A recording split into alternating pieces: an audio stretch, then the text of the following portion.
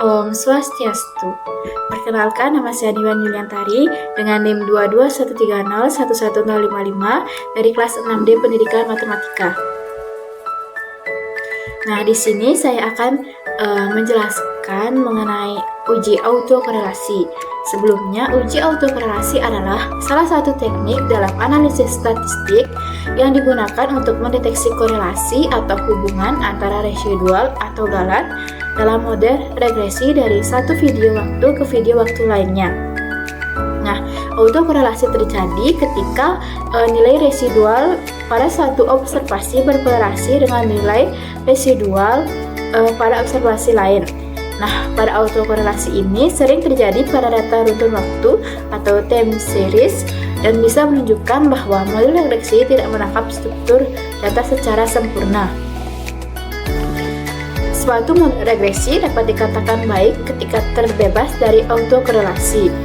Pada uji autokorelasi yang dapat muncul karena adanya observasi yang beruntun sepanjang waktu dan saling berkaitan satu sama lainnya menurut Ghazali 2016. Nah, permasalahan ini muncul karena residual tidak bebas pada satu observasi ke observasi lainnya. Uji autokorelasi bertujuan untuk menunjukkan korelasi anggota observasi yang diurutkan berdasarkan waktu atau ruang. Nah, uji autokorelasi ini bertujuan untuk menguji apakah dalam suatu model regresi linier adanya korelasi antara kesalahan pengganggu pada periode T dengan kesalahan pada periode T1 sebelumnya. Nah, jika terjadi korelasi, maka dinamakan ada problem autokorelasi. Untuk mendeteksi terdapat atau setidaknya autokorelasi adalah dengan melakukan yaitu dengan uji durbin Watson. Tujuan uji autokorelasi yaitu untuk dapat melihat apakah adanya korelasi di antara satu periode dengan periode-periode sebelumnya. Interpretasi nilai dari durbin Watson yaitu kalau nilai DW-nya 0 sampai dengan kurang dari 2 disebut autokorelasi positif. Jika nilai DW-nya sama dengan 2 disebut tidak ada autokorelasi. Nah, namun jika nilai DW-nya 2 sampai dengan 4 disebut autokorelasi negatif, dan jika DW-nya 0 disebut autokorelasi positif sempurna, dan jika nilai DW-nya sama dengan 4 disebut autokorelasi negatif sempurna. Syarat dari uji autokorelasi pada durbin Watson yaitu yang pertama, model regresi linear sederhana atau berganda, yang kedua, data berbentuk runtutan waktu, 3 yaitu tidak ada LA dari variabel dependence sebagai prediktor, yang keempat yaitu residual harus bisa dihitung, dan yang kelima yaitu asumsi regresi klasik lainnya berlaku. Nah, untuk pattern pada uji autokorelasi menggunakan uji durbin Watson yaitu yang pertama kita masukkan dulu data deret waktunya, yang dimana X ini yaitu jam pembelajaran siswa dan Y ini yaitu nilai dari siswa tersebut. Selanjutnya, buatlah model regresi linier dan ambil residual atau kesalahan prediksinya. Selanjutnya, masukkan rumus dari durbin Watson-nya. Nah, didapatkan nilai durbin Watson-nya yaitu 0,891, yang dimana nilai durbin Watson-nya itu kurang dari 1,5, maka ada autokorelasi positif pada penilaian tersebut. Selanjutnya yaitu mencari grafik. Nah, pada grafik 1 menunjukkan bahwa pola naik, stabil, turun yang cukup halus dan tidak acak. Pola tersebut menunjukkan adanya kecenderungan pola berurutan antar residual atau naik kemudian turun secara perlahan. Nah, jadi ada indikasi bahwa residual tidak acak sepenuhnya. Pola ini berpotensi menunjukkan autokorelasi positif, yaitu residual saat ini dipengaruhi oleh residual sebelumnya. Sedangkan pada grafik 2 yaitu terjadinya leg 1 memiliki batang yang tidak signifikan secara statistik karena masih berada dalam daerah biru. Semua leg berada dalam batas kepercayaan, tidak ada leg yang signifikan. Jadi secara statistik formal ACF menunjukkan tidak ada autokorelasi signifikan di residual.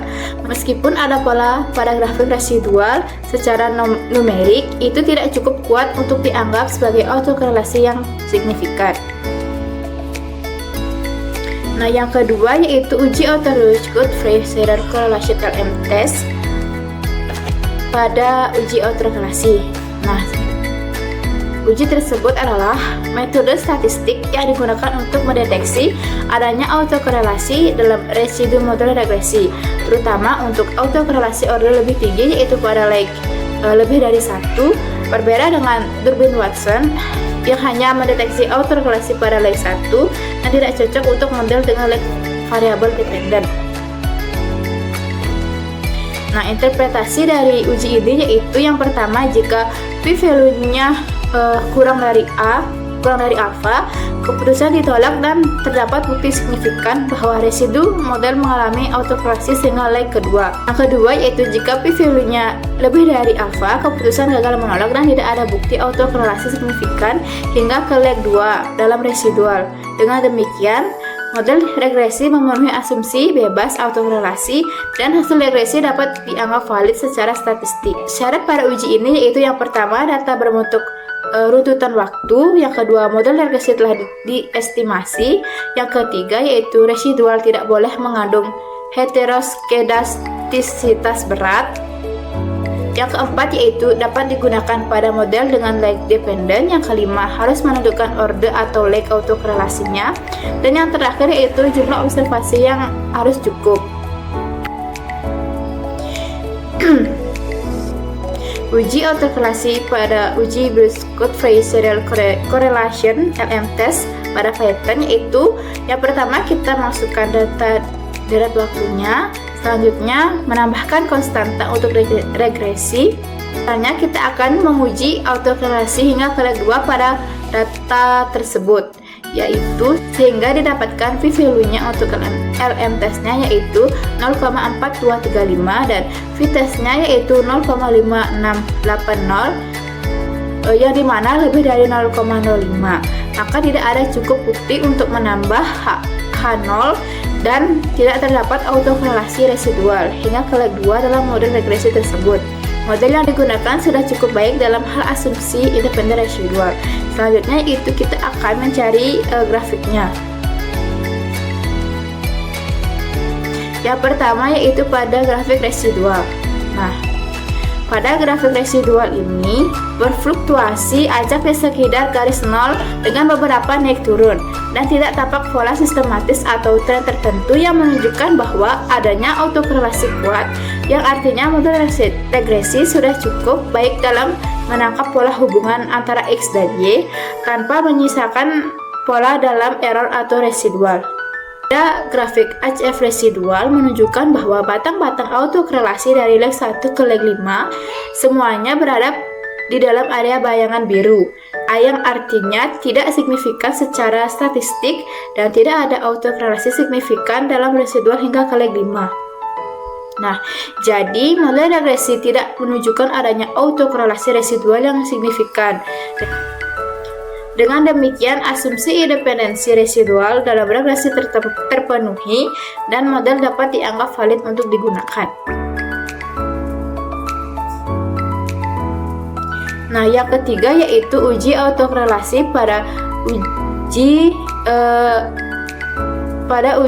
Jungbox atau Q-test. Uji Jungbox ini adalah uji statistik yang digunakan untuk mendeteksi apakah terdapat autokorelasi yang signifikan pada residual suatu model regresi atau model time series atau deret waktu hingga sejumlah lag tertentu. Uji ini tidak hanya melihat autokorelasi di suatu lag, tetapi mengakumulasikan informasi autokorelasi dari beberapa lag sekaligus. Nah, interpretasinya yaitu yang pertama, hasil uji berupa nilai Q statistik dengan p-value. Jika p-value-nya lebih dari 0,05, maka H0-nya gagal ditolak atau tidak ada autokorelasi yang signifikan.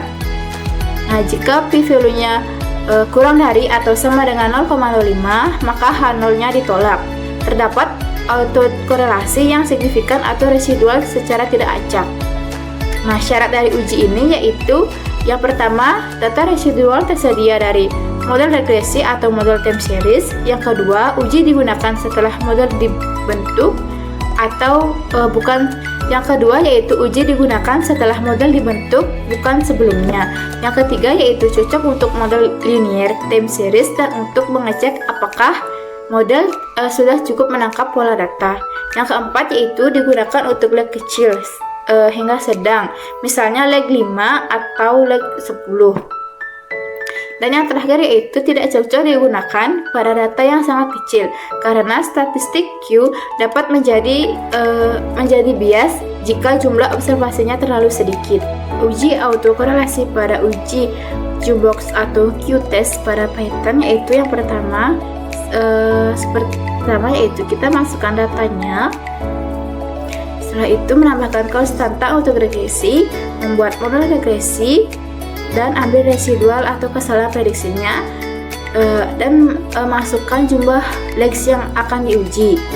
Di sini saya menggunakan lag 5. Kesimpulan dari uji autokorelasi menggunakan uji autokorelasi pada uji Jumbox atau Q-test ini yaitu tidak terdapat autokorelasi yang signifikan pada residual hingga ke lag 5.